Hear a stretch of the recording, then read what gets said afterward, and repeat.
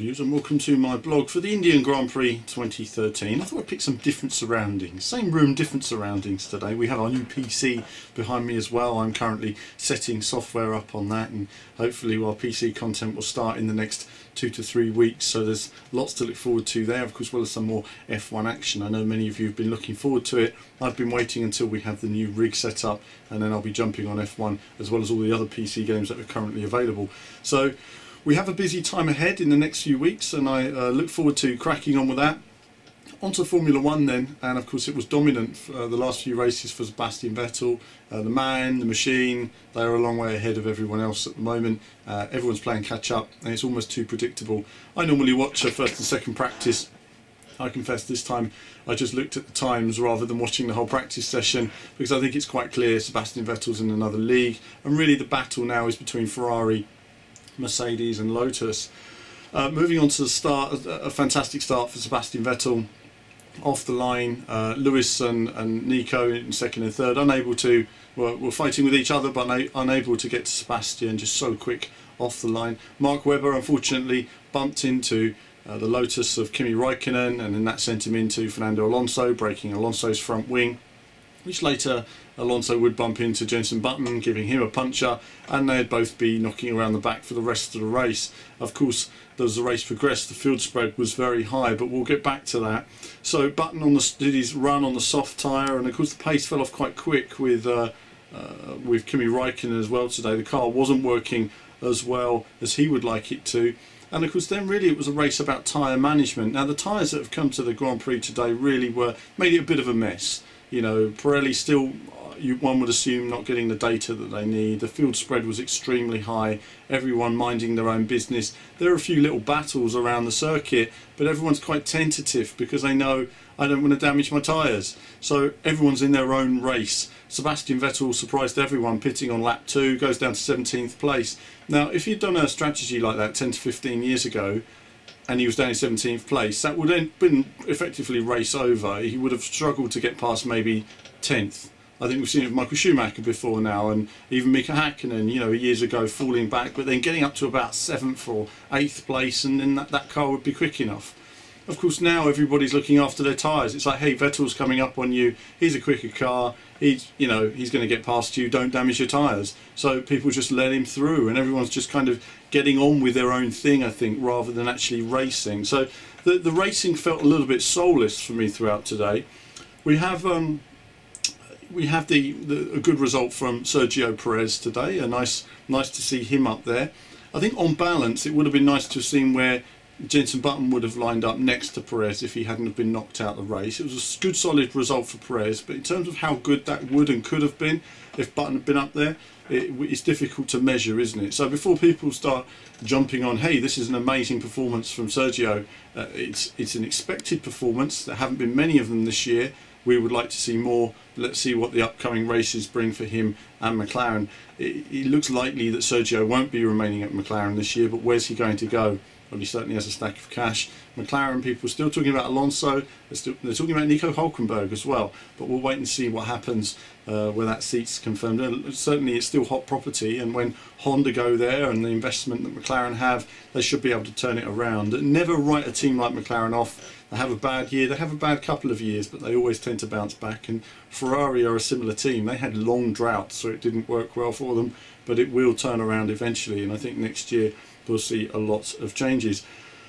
Race moving on, we had Hülkenberg out of the race. A shame for him. He's had some great performances recently, still great traction in that Sauber, performing very well. We had Webber out of the race again. Now Webber started on the harder tyre, prime tyre, was doing well. I doubt he was going to win the race, but certainly he was putting in a good performance. Second place would have been comfortable for him. Didn't happen. And another problem for Mark. You know, Mark and Sebastian have the same car. No, it's nonsense they don't have the same car. I mean, even the last race, Mark's car was heavier than Sebastian's because Mark was using a heavier chassis. And so for anyone who doesn't know, they're just seeing two of the same cars going around, but they're not the same cars. I cynically feel when I saw Mark pulling off, oh well, the 2014 parts failed there. We'll need to test some more next time. But it is a shame for Mark. We had obviously Vettel. It was constantly right, but he was cutting through the field today. you know, at least on the BBC commentary which we saw today. And I have to say, I find that, you know, there's a sour taste to that, really. You know, when you're hearing Perez pull over, you're seeing Romain Grosjean, who had a fantastic drive today, pulling over. There wasn't really any battling, wasn't really cutting through the field. As I was saying earlier, it's not like years ago where you'd all be on the same tyre and going for it. And of course then we had the moment with Kimi to get out the effing way for Romain. We don't know what was going on there. Obviously he'd had several warnings. They nearly came together. They were on completely different strategies. Kimi was going to pit soon anyway, so didn't really help the team. And I think from that point of view, Lotus are probably a little bit disappointed. I feel perhaps a bit let down that Kimi's even leaving them in the first place. They probably feel that, hey, we got you back into F1, we got you back on your feet. You know, we wanted to have you for at least 3 or 4 years. We built a whole team around you, and now you're leaving us. So I think certainly there's some disappointment there, but I think it'll all turn around. You know, Roman's improved a lot this year. I still don't think he's shown his full potential, though I do think next year is important for Romain. I mean, even now, the performances he's showing are improving. We know what he can do. He just needs to do it all the time, a bit more regular, and I think then he'll rise in everybody's expectations. But regarding seats, it's interesting to see who's moving about. You've got Nico Hülkenberg, you've got Felipe Massa, but you've got other new drivers as well. Lots of chat going on. Where's Paul di Resta going to end up? Where's Adrian Sutil and you know, all these guys? There's a lot of moving around going on the grid, but we really could do with another 4 cars on the grid. I think 4 more slots would be nice, certainly. Of course, the big news of the day though was Sebastian Vettel winning his 4th consecutive World Championship, and of course it effectively seals the Constructors' World Championship as well for Red Bull. Fantastic for Sebastian, fantastic for Red Bull. I can't say that it's the most exciting. I can't say that you know, when they say put him down with the greats, I do sometimes feel that, you know, that he's won, and no one's saying it's easy to win, but certainly when you have the best, you have an Adrian Newey car, the chances of winning are a lot higher. And I think that much like 2011, it's one of those years where the teams just haven't been able to compete. You know, he's been out there driving a car. Mark Webber was second. You know, if you're going to drive that car, you're going to finish in 1st and 2nd place, or not at all. And so this year really it's just been a walkover for him. So it's not really been a great year in terms of championship. I said in my last blog that I expected it to happen in America, and that's just a little cynical side to me, where I didn't expect Vettel to finish today. In fact, I thought it'd be Vettel's car breaking down today, not Mark Webber's, but it didn't happen as I expected, that one, but you never know. But yeah, either way, it was good to see Sebastian doing his donuts. He got fined and a reprimand for that. I think we knew that would happen. I don't think he really cares. Though it's sometimes a shame that you have a fine for doing donuts when you've just won the Drivers' World Championship. It does seem to be a little bit harsh. Maybe they should just put a tick in a little box that says donuts are okay when you win the World Championship. It really does seem to be, it's a rule, but it's certainly one that's a little bit harsh, I think, under the circumstances. I think a bit like Mark Webber being picked up by the taxi situation a few weeks ago by Fernando Alonso. That was a bit harsh as well. I think one word has to go on this race though, to use of track limits. Something we saw in qualifying was cars going well off the track over the white lines. I don't agree with that at all. Drivers say, hey, I don't get any advantage from it. Then don't do it then. If you don't get any advantage from it, don't do it. And then it's nice and simple for everybody. I think that's it. It felt a bit uncomfortable seeing cars go way off the track compared to some drivers. Not all drivers were taking the same amount of liberties off the circuit. So I think there needs to be more of a line drawn of how much you can go off the track. I just don't think you should be able to go off at all. I think it should be the rules should be the same as every other circuit. No advantage, whatever. The white lines are the white lines. That's the racetrack.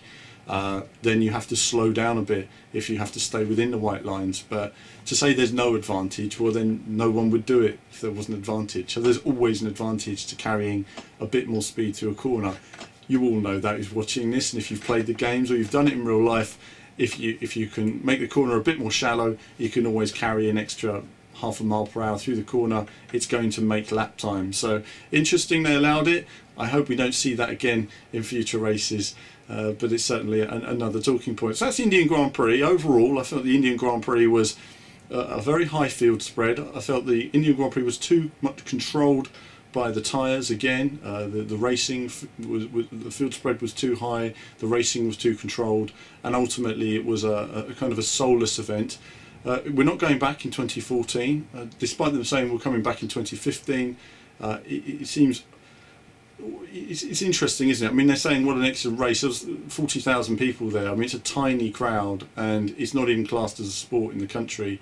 And it's going to be interesting to see how the politics work out in India. I'm sure there's lots and lots and lots of layers of politics of people who want their cut from having a Grand Prix. And it's almost hard to imagine that they're ever going to get through that many layers to actually make it a success in the future ongoing. But either way, it was good fun for the fans today. They got to see Sebastian Vettel crowned world champion. And that's it for my blog of the Indian Grand Prix. And as ever, there'll be more from me very soon.